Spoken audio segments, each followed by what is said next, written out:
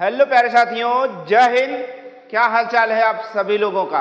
आशा करते हैं कि आप सभी लोग स्वस्थ होंगे, मस्त होंगे और साथ ही साथ जबरदस्त होंगे। प्यारे साथियों, आज के इस वीडियो में हम आपके लिए लेकर आए हैं आरआरबी एएलपी यानी असिस्टेंट लोको पायलट 25/11/2024 को सेकंड शिफ्ट में जो पेपर हुआ था उस पेपर का पार्ट सेकंड लेकर आए हैं। क्योंकि पिछले वीडियो में आपको मैंने पार्ट 1 में 10 महत्वपूर्ण प्रश्नों को हल कराया था और इस पार्ट में आपका यानी सेकंड मीटिंग का जो पेपर है वो समाप्त हो जाएगा। गणित के सभी प्रश्नों को मैं अपने इस YouTube चैनल के माध्यम से हल करवा रहा हूं। यदि आप किसी परीक्षा की तैयारी कर रहे हैं तो यह आपके लिए चैनल बहुत ही महत्वपूर्ण होगा और आपके जीवन में थोड़ा सा आपके जीवन के निर्माण में थोड़ा सा योगदान जरूर करेगा। तो आप इस चैनल को जरूर सब्सक्राइब कर लें और लास्ट तक वीडियो देखें। अगर वीडियो अच्छा लगे तो लाइक जरूर करें। एक लाइक जरूर बनता है, बड़ी मेहनत करके इस वीडियो को बनाया जाता है और आपके भविष्य को संवारने के लिए। चलिए आज के इस वीडियो में देखते हैं पहला प्रश्न क्या है। तो चलिए समझते हैं। पहला प्रश्न आज का है आपका। पहला प्रश्न क्या कहता है कि पिछले वर्ष एक स्कूल में, क्या भैया, पिछले वर्ष एक स्कूल में, पिछले वर्ष एक स्कूल में 610 लड़के थे। कितने लड़के थे? 610 लड़के थे। कह रहा इस वर्ष संख्या में 20% की कमी आई। किसमें कमी आई? लड़कों में। तो 610 लड़के थे, 20% की कमी आई, यानी इस वर्ष कुल कितने लड़के होंगे? 80% लड़के होंगे। तो भैया 2 जीरो से 2 जीरो, 8 एकन 8, 8 छक 48, यानी 488 लड़के इस वर्ष हैं। कह रहा कि यदि इस वर्ष स्कूल में लड़कियों की संख्या यानी जो गर्ल्स हैं, ये जो लड़कियां हैं, लड़कों की कुल संख्या यानी बॉयज, लड़कों की संख्या का 175। अगर लड़के 100% है तो लड़कियां 175% हैं। तो कह रहा है स्कूल में कितनी लड़कियां हैं? तो ये बताओ, ये जो 488 लड़के इस समय हैं वो कितने लड़के हैं? 100% के बराबर है। तो भैया इसी का चाहे तो सीधा सा फंडा करो, इसी का 175% ज्ञात कर लो तो कुल लड़कियों की संख्या हो जाएगा। 5 सेकंड लगेगा।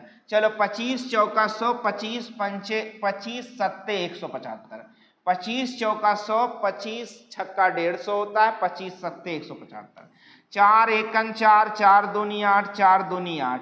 अब देखो 7 दूनी 14 के 4 और 7 दूनी 14 1 15, 7 एकन 7 और हासिल 1 8, यानी 854 लड़के इस वर्ष उस स्कूल, लड़कियां 854 लड़कियां इस वर्ष उस स्कूल में हैं। क्या ये बात समझ गए ना? बस थोड़ा सा जल्दी। अगर कहता कि टोटल लड़कों की संख्या बताओ तो भैया 275% ज्ञात कर लेते सीधे। कुल छात्रों की संख्या तो भैया लड़के और लड़की मिलाकर कितने प्रतिशत? 275, सीधे 275% ज्ञात कर लेते। चलिए अगले प्रश्न की ओर चलते हैं। अगला प्रश्न देखो, आपको मैं बार बार समझाता हूं, इस प्रकार का प्रश्न आपकी परीक्षा में हमेशा दे रहा है। ये देखो, यदि 18:24 समानुपाते 24:y है तो y का मान ज्ञात कीजिए, यानी चतुर्थानुपात ज्ञात कीजिए। आपको मैं यहाँ कई सूत्र बता चुका हूँ। चलो पहले मैं सवाल लगाता हूँ। ऐसे सवाल लगाने के लिए आपको सूत्र लगाना होता है अंतः पदों का गुणनफल बराबर बाह्य पदों का। क्या बताया गया? अंतः पदों का गुणनफल फल बराबर होता है बाह्य पदों का गुणनफल। यही होता है, बाह्य पदों का गुणनफल होता है। समझ गए ना? अब देखो अंतः पद गुणनफल कौन कौन से हैं? 24 गुणे में 24 है और बाह्य पद कौन है? 18 गुणे में y है। 18 गुणे में y, 18 आपको y का मान ज्ञात करना, तो 18 को हटा दो, यहां कर दो, 6 त्रिक 18, 6 चौके 24 और 3 आठे 24, बचा 8 चौक 32, यानी इधर y आ गया और उधर क्या आ जाएगा 8 चौक 32। सवाल का उत्तर हो जाएगा ऑप्शन नंबर 2 सवाल का उत्तर। कैसे लगा पता चला? यहां से सवाल आता है भैया मध्यानुपाती ज्ञात कीजिए, तो जब मध्यानुपाती ज्ञात करने के लिए कहता है तो अंडर रूट में ए बी करते हैं। तृतीयानुपाती ज्ञात करने के लिए कहता है तो भैया बी स्क्वायर बाई ए करते हैं। अगर चतुर्थानुपाती ज्ञात करने के लिए कहता है, यहाँ देखो चौथा मान दिख रहा है ना, चौथा मान ज्ञात करने के लिए कहता है तो भैया चतुर्थानुपाती जब भी आपसे ज्ञात करने के लिए कहे तो आपको लिखना है बी सी बाई ए। ये सभी सूत्र आप याद कर लो, या फिर अंतः पदों का गुणनफल बराबर बाह्य पदों का गुणनफल याद कर लो। बस याद कर लो और उसके बाद सवाल का पहचान कर लो, लगाना चालू। चलते हैं अगले प्रश्न की ओर। अगला प्रश्न आप देख पा रहे हैं। अगला प्रश्न है कि एक आयत की भुजाएं 8:10 के अनुपात में हैं। कोई एक आयत होता है, आयत ये है जिसकी भुजाएं 8:10, अगर ये 8 है तो ये 10 होगा। आयत में लंबाई और चौड़ाई 8:10 यानी 8 यक्ष और 10 यक्ष रखा जाएगा। कह रहा उसका परिमाप, आयत का परिमाप क्या होता है भैया? आयत का परिमाप बराबर होता है 2l + b होता है। और आयत का अगर हम कहें क्षेत्रफल बता दो तो क्षेत्रफल बराबर होता है लंबाई गुणे चौड़ाई। कह रहा कि परिमाप 90 है, तो भैया परिमाप बराबर 2l + b यानी l प्लस में b। अब देखो 10 8 18, l + b तो 2 गुणे में 18x बराबर में क्या है 90। तो चलो देखो 18 5 90 और यहाँ आ गया x और 2 गुणे में है 2 डिवाइड में चला जाएगा, यानी 5/2 x का मान आपको आ गया। कह रहा आयत का क्षेत्रफल ज्ञात करो, तो चलो अगर यहाँ 10 गुणे में 5/2 रख दें तो 2 पंचे 10 और पंचम 25 सेंटीमीटर इसकी लंबाई हो गई। और यहाँ अगर 5/2 रख दें 8 गुणे 5/2 तो 2 चौके 8 4 पंचे 20 इसकी क्या हो गई चौड़ाई। और क्षेत्रफल अभी मैंने आपको सूत्र बताया 25 गुणे 20 कर देंगे, 25 दूनी 50 यानी 500 सेंटीमीटर स्क्वायर इस आयत का क्या हो जाएगा क्षेत्रफल हो जाएगा। और ऑप्शन नंबर 3 सवाल का उत्तर हो जाएगा। क्या बातें समझ में आई? बातें समझ में आई कि नहीं आपको? अगर ना समझ में आए तो वीडियो को रिवर्स कर लिया करिए या वीडियो को थोड़ा स्लो कर लिया करिए, उसके बाद देखिए सब समझ में आ जाएगा। और इस प्रकार से सवाल आपकी परीक्षा में जरूर पूछा जा रहा है, तो आप इसे पहले से तैयार कर लें। चलिए अगला सवाल, किसी वस्तु पर कर में 20% की कमी की जाती है। टैक्स कर में 20% की कमी की जाती है और उसके खपत में 15% की वृद्धि हो जाती है। जब भी टैक्स कम होगा तो खर्च खपत ज्यादा होने लगेगा। अभी ऐसे अक्सर होता नहीं, मार्केट में गए कोई सामान सस्ता है तो भैया 1 किलो के बजाय 2-4 किलो ले लिए, यही हुआ ना, तो खपत ज्यादा हो गया। सस्ता जैसे माल हो गया या कोई वस्तु या सामान हुआ आप उसे ज्यादा खरीद लेते हैं। होता है कि नहीं होता है ऐसे में? ठीक है ना। जैसे अभी मान लो मिठाई गए खरीदने, इस समय अगर कहें हम रसगुल्ला जो है या राजभोग, एक कहें कि भैया 300 रुपये किलो है कि नहीं, 280 300 रुपये किलो, हम कहें भैया 150 रुपये किलो है, क्या कहोगे? ला 2 किलो ले लें, है कि नहीं, 1 किलो के बजाय। वही होता है। तो जब कर टैक्स कम हुआ तो खपत ज्यादा हुआ, तो कह रहा राजस्व पर क्या प्रभाव पड़ेगा, यानी राजस्व पर क्या प्रभाव पड़ेगा, उस दुकानदार पर क्या प्रभाव पड़ेगा। इसको हल करने के लिए आपको क्या करना होता है, plus minus x plus minus y और प्लस माइनस यक्स वाई बटे में 100 वाला नियम, यूनिक तरीका यानी विशेष तरीका लगाना होता है। देखो कमी मतलब माइनस यानी 20 की कमी, और वृद्धि मतलब प्लस 15 की, और प्लस माइनस में क्या हो जाएगा माइनस, 20 गुणे में 15 बटे में 100 हो जाएगा। क्या बातें समझ गए? अब देखो अगर मैं बात करूं तो 20 पंचे 100, 20 पंचे 100, 5 तिया 15 आ गया, 20 माइनस माइनस 3 तो माइनस 23 आ जाएगा और प्लस में 15 हो जाएगा। या आप ऐसे कर सकते हैं, दोनों का अंतर -5 आएगा और वहां -3 तो -8। अब ये -8 मतलब कमी बता रहा है, तो 8 की कमी यानी 8 की कमी, 8 की वृद्धि गलत, कोई परिवर्तन नहीं गलत, 10 की वृद्धि गलत, ये 8% की क्या आ जाएगी, उसके राजस्व में कमी आ जाएगी। ये बात समझ गए, उसके राजस्व में कमी आ जाएगी कितने प्रतिशत की, तो 8% की। चलिए चलते हैं अगले प्रश्न की ओर। अगला प्रश्न आपका कहता है कि एक स्थिर जल में, देखिए क्या कहता भैया, एक स्थिर जल में नाव धारा का एक चैप्टर है, बात समझ रहे, वहां से एक सवाल पूछा गया।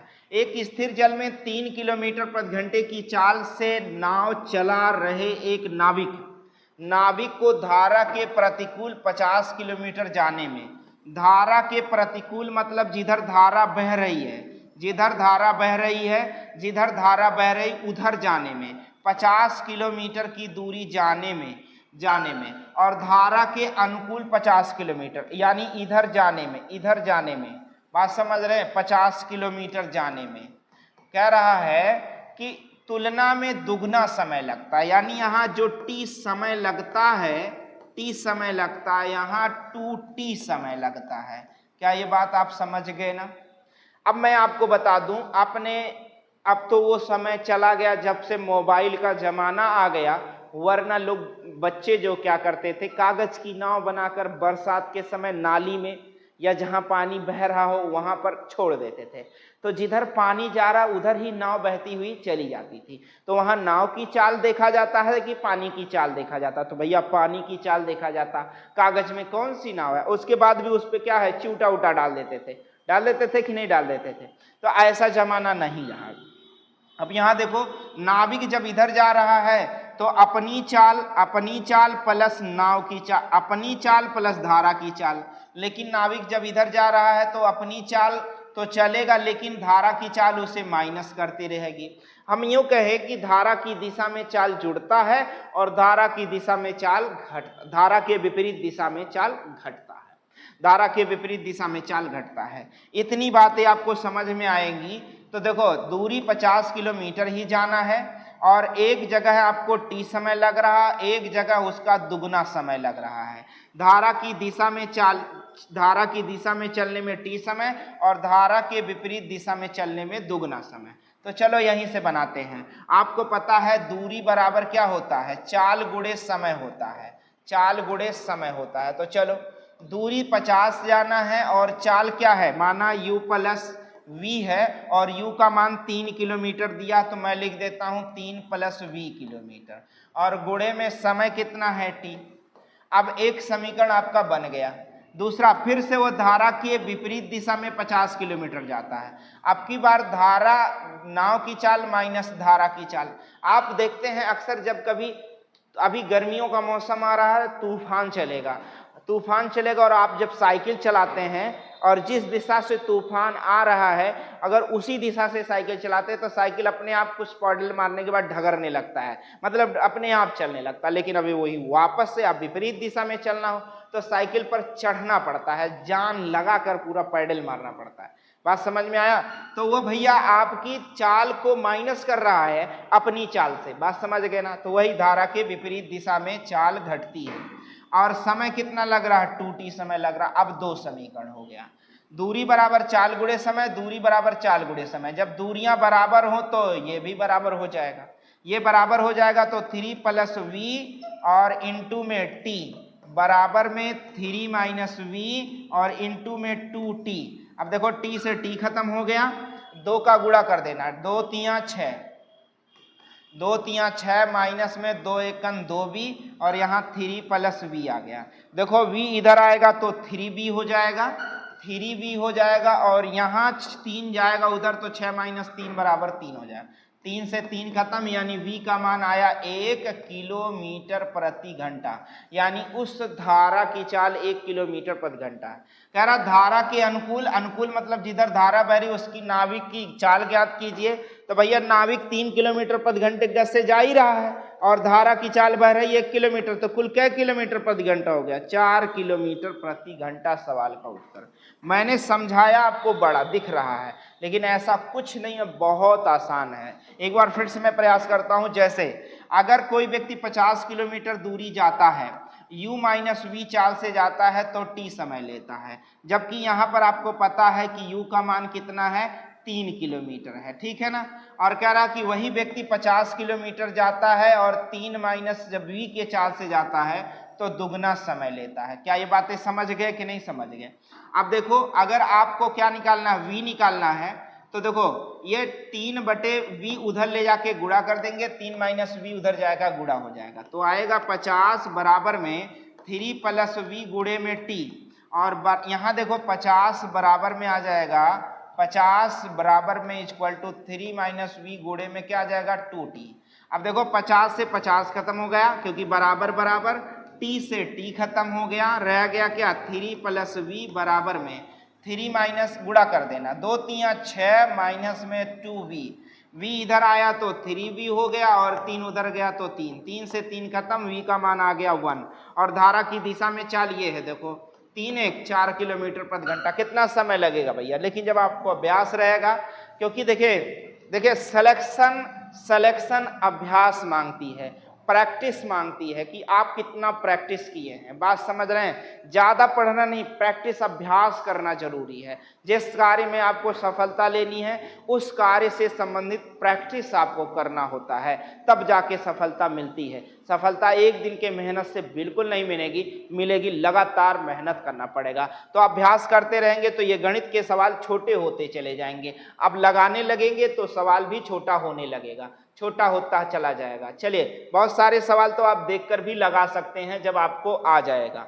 चलिए देखते हैं अगला सवाल। आज का अगला सवाल है क्वेश्चन नंबर 16 है, जरा प्रत्येक 250 मीटर लंबी रेलगाड़ी, ऐसे रेलगाड़ी ये है, एक रेलगाड़ी आपको दिख रही होगी, मेट्रो है जो रेलगाड़ी है, बात समझिए। एक रेलगाड़ी ये आपको जो दिख रही है ये कितनी लंबी है भैया? ये कितनी लंबी है? 250 मीटर लंबी है। और इसी प्रकार की एक दूसरी समांतर पटरी पर दूसरी रेलगाड़ी जो है उतनी ही लंबाई की 250 किलोमीटर मीटर की, कह रहा 90 किलोमीटर, ये 90 किलोमीटर प्रति घंटा की चाल से चल रही है और ये 60 किलोमीटर प्रति घंटे की चाल से चल रही है।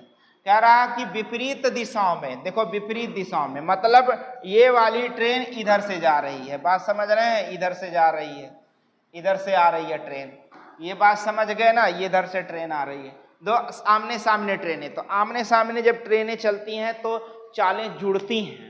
जब दो ट्रेनें एक ही दिशा में जाती हैं तो चालें घटती हैं, जब आमने सामने चलती हैं यानी विपरीत दिशाओं में चलती हैं तो देखो जब एक ही दिशा में चलेंगी ट्रेन तो चालें घटेंगी, और जब विपरीत दिशा में चलेंगी ट्रेन तो चालें जुड़ेंगी, तो यहाँ पर चालें जुड़ जाएंगी।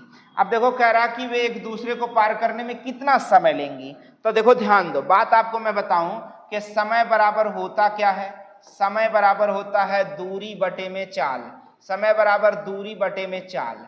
अब दूरी 250 ये है तो 250 वो है, तो कुल कितनी दूरी तय करेंगी भैया? ये ट्रेन है मान लो और ये ट्रेन है, क्या इसको ट्रेन पार कर पाई? नहीं ना, जब तक एक दूसरे को पार नहीं कर जाएगी तब तक पार नहीं माना जाएगा।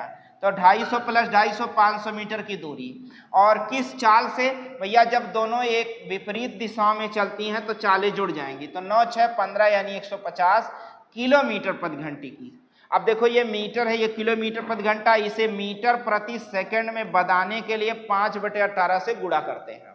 अब देखो 18 बटे में 18 गुणे में आ गया। अब देखो 1 0 से 1 0 खत्म हो गया, 15 5 75, और देखो 25 3 75, 25 दूनी 50, 3 6 18 और 6 दूनी 12, 12 सेकंड का समय, 12 सेकंड का समय लगा तक वो दोनों ट्रेनें आपस में एक दूसरे को पार कर गई। चलिए अगले प्रश्न की ओर चलते हैं। अगला प्रश्न आपका कहता है कि एक दीवार, देखिए एक दीवार है, एक दीवार 10% भाग मोर्टार मतलब मसाला है, मोरंग है, सीमेंट है से भरा हुआ है।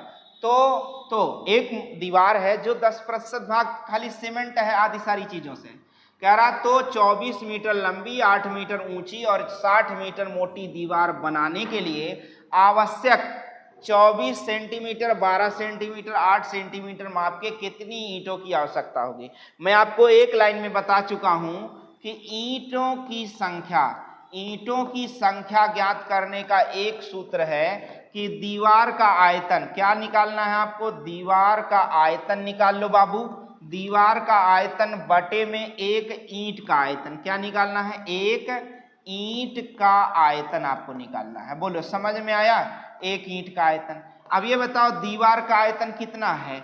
24 मीटर है, इसे सेंटीमीटर में बदल दो। 8 मीटर है, इसे सेंटीमीटर में बदल दो। और 60 मीटर है तो इसे 60 मीटर को सेंटीमीटर में बदल दो। किस में बदल दो भैया? 60 मीटर मोटी दीवार नहीं, सेंटीमीटर होगा ये। 60 मोटी दीवार, इतनी मोटी 60 मीटर मोटी दीवार तो भीटा हो जाएगा। ये सेंटीमीटर है तो इसे इतना रहने दो। और 10% भाग मोटार से है तो भैया 90% भाग ही उस पर क्या है? ईंटा है। और ईंट का आयतन बताओ। ईंट का आयतन क्या है? देखो 24 सेंटीमीटर गुणे में 12 सेंटीमीटर गुणे में 8 सेंटीमीटर। समझ गए ना? चलो ये सेंटीमीटर हटा देते हैं। 8 सेंटीमीटर। हल कर दो, सवाल का उत्तर पा जाओगे। हल करोगे सवाल का उत्तर पाओगे। जैसे देखो 24 से ये 24 तो खत्म हो गया। अब देखोगे 8 से ये 8 खत्म हो गया। और 1 1 2 0 से ये 2 0 खत्म हो गया। 6 दूनी 12 हो जाएगा। और 2 से भाग दोगे तो 2 पंचे 10 हो जाएगा। ठीक है ना? चलो देखो 50 बच गया, 100 बच गया और क्या बच गया? 9 बच गया। 9 पचे 45, 1 2 3 0 आपको लगाना है। यानी कुल मिलाकर 45,000 ईंट लगने वाले हैं। यहाँ आपको मीटर नहीं सेंटीमीटर समझना, क्योंकि दीवार की जो मोटाई होती है वो सेंटीमीटर में होती है। हाँ, लंबाई मीटर में हो सकती है। ठीक है ना? बात समझ गए? ऊंचाई भी मीटर में हो सकती है, लेकिन मोटाई मीटर में नहीं बल्कि सेंटीमीटर में। हाँ, मीटर में होता तो छोटा सा मीटर होता, 0.1 मीटर ऐसा हो सकता, ताकि 100 सेंटीमीटर कर सकते थे या 10 सेंटीमीटर। चलो ये सवाल का उत्तर आ जाएगा। चलते हैं अगले प्रश्न की ओर। अगला प्रश्न आपका कहता है कि यदि 4 साइन 4 साइन दिया है भैया। यदि 4 साइन क्या दिया है? 4 साइन स्क्वायर ए बराबर 1 है। यहाँ थीटा भी दे देता है या जो भी दे रहेगा आप समझिए। कह रहा ए यानी थीटा न्यून कोण है। अब जो ए है वो क्या है? न्यून कोण है। अब यहाँ पर तो बताना है आपको कॉस स्क्वायर ए प्लस में टैन स्क्वायर ए का मान बताना है। ठीक है ना? चलो मैं इसे थोड़ा सा सरल करता हूं भैया। साइन स्क्वायर ए बराबर होगा 1/4। और यहाँ साइन स्क्वायर को हम हटा सकते हैं, लिख सकते हैं साइन ए बराबर में 1/2। चूंकि आपको पता है ये आपका एक बनता है ट्रिग्नोमेट्री फलन बनता है कि साइन बराबर होता है लंब बटे में कर्ण होता है। लंब बटे में कर्ण। लंब 1 है, कर्ण क्या आ जाएगा? 2। तो आधार बताओ कितना आएगा? √3 आ जाएगा। क्या ये आपको समझ में आया? ये कहाँ से √3 आया? एक सूत्र होता है कर्ण स्क्वायर बराबर आधार स्क्वायर धन लंब स्क्वायर। कर्ण 2 है तो 2 दूनी 4, आधार ज्ञात करना है। लंब 1 का वर्ग 1 देखो यहाँ 4 लिख दिया। चलो कोई बात नहीं, 2 का वर्ग लिखना था आपको 4। 1 घट गया और वर्ग का उल्टा वर्गमूल, तो 4 - 1 बराबर 3 का अंडर रूट कर दोगे तो ए का मान आएगा कि नहीं आएगा? ए मतलब आधार। अब देखो पूछा है कॉस। कॉस बराबर होता है आधार बटे कर्ण। आधार कितना है? √3/2 का होल स्क्वायर। और टैन बराबर होता है लंब बटे कर्ण। टैन बराबर लंब बटे आधार होता है 1/√3 का होल स्क्वायर। अब देखो वर्ग करोगे तो क्या आ जाएगा? 3, नीचे क्या आ जाएगा? 4, प्लस वर्ग करोगे तो 1 रहेगा, वर्ग करोगे खत्म हो जाएगा। 3 त्रिका 9, 4 एकन 4, 9 4 13 और बटे में 4 तियां 12। यह सवाल का आपका उत्तर हो जाएगा 13/12। बोलो आसान हो जाएगा ना? लेकिन अभ्यास बहुत जरूरी है। जब आपको अभ्यास हुआ रहेगा तो ये सभी सवाल आप फटाफट लगाओगे। चलो अगला सवाल देखो कितना आसान सा है। कह रहा कि 4 से विभाज्य कौन सा है? बार बार पूछा गया है। 4 से विभाज्य 12 से 72 से 88 से 32 से, ऐसे बहुत सारे सवाल पूछे गए हैं आपसे। यहाँ कह रहा कौन सी संख्या 4 से विभाज्य यानी विभाज्यता का नियम। तो मैंने 4 के विभाज्यता का नियम बताया कि अंतिम 2 अंक यदि 4 से कट जाता है तो वह संख्या 4 से पूरी तरह विभाजित होगी। अब देखो अंतिम 2 अंक काटो तो 4/32, 2 34, 2 शेष रह गए, यानी यह सवाल का उत्तर नहीं है। 4 एकन 4, 1 5 14, 4 तिया 12, 2 14, ये भी सवाल का उत्तर नहीं। 4 दहा में 40, 2 शेष बच गया, ये भी उत्तर नहीं। 4 से भाग दो, 4 छक 24, यानी फटाक दे आप सवाल का उत्तर दोगे। ऑप्शन नंबर 4 इस दिए गए प्रश्न का क्या होने वाला है, उत्तर होने वाला है। अगला सवाल देखो क्या कह रहा है, किसी सौदे पर 40% और 60% की 2 क्रमिक छूट डैश डैश यक्स, यानी 2 क्रमिक छूटें एक एकल छूट के बराबर है। मतलब आप किसी सौदे पर एक 40% और एक 60% की 2 क्रमिक छूट लगा रहे हैं, तो एक सीधा सा छूट बता दो कितना हो जाएगा। तो इसके लिए भी सूत्र के लिए अभी मैंने एक आपको सूत्र बताया, unique formula plus minus x plus minus y plus minus x y बटे 100, यही आप लगाओ, किसी के चक्कर में मत पड़ो, झंझट नहीं है, एकदम आसान है। छूट मतलब माइनस होता है भैया, और छूट मतलब क्या होता है, माइनस होता है। बात समझ गए। और प्लस माइनस में यहाँ क्या आ जाएगा, माइनस माइनस में प्लस आ जाएगा। 60 गुणे में 4 बटे में क्या आ जाएगा, 100 आ जाएगा। देखो माइनस माइनस माइनस हो जाता है, 60 40 100 हो जाएगा, और प्लस में 2 जीरो से 2 जीरो खत्म हो जाएगा, 6 चौके 24 आ जाएगा। इन दोनों को घटाओगे तो क्या आ जाएगा, 76। 10 में से 4 गए 6, 9 में से 76% की एक एकल छूट के बराबर है। अब ये ऑप्शन आपका कौन सा है ये चेक कर लो, यानी ऑप्शन नंबर 1 सवाल का उत्तर हो जाएगा। क्या ये बात समझ में आ जाएंगी? चलिए अगले प्रश्न की ओर चलते हैं, और अंतिम प्रश्न होगा, यह अंतिम प्रश्न होगा 25/11/2024 के सेकंड शिफ्ट के सेकंड पार्ट का अंतिम सवाल होगा। अब देखो यह सवाल क्या कहता है, इसे समझ लो आप एक बार, इसे समझ लो। कहता है निम्नांकित आरेख का अध्ययन कीजिए और दिए गए प्रश्न का उत्तर दीजिए। कह रहा है ये दिया गया दंड आलेख, ये जो दंड आलेख है ये 2018 से 2022 की अवधि के दौरान एक राज्य में चावल के वार्षिक उत्पादन को दर्शाता है। मतलब एक राज्य है, कोई एक राज्य है ना, वहां पर 2018 से 2022 के दौरान जो चावल का उत्पादन हुआ है उसका उत्पादन दर्शाया गया है। कह रहा है वर्ष 2020, 21 और 22 में मिलाकर चावल का कुल उत्पादन लाख टन में कितना है। कौन कौन सा, 2020, 2021 और 2022 में जो यह उत्पादन हुआ इसी को आप बताना है।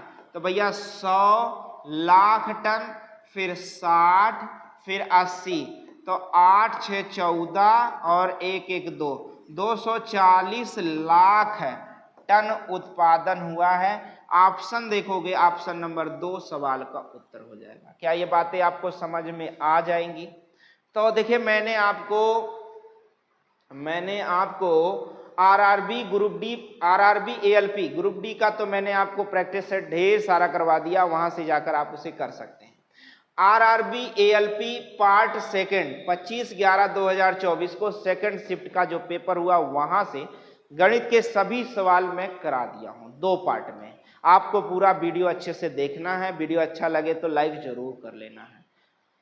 आशा करते हैं कि यह वीडियो आपको अच्छा लगा होगा, तो वीडियो को लाइक जरूर करें और अपने मित्रों को शेयर करें, और अभी तक आपने अपने चैनल को सब्सक्राइब नहीं किया तो सब्सक्राइब तत्काल कर लें और बेल आइकन ऑन रखें ताकि हमारे अगले वीडियो का नोटिफिकेशन आपको तुरंत मिले जैसे ही मैं वीडियो अपलोड करूं।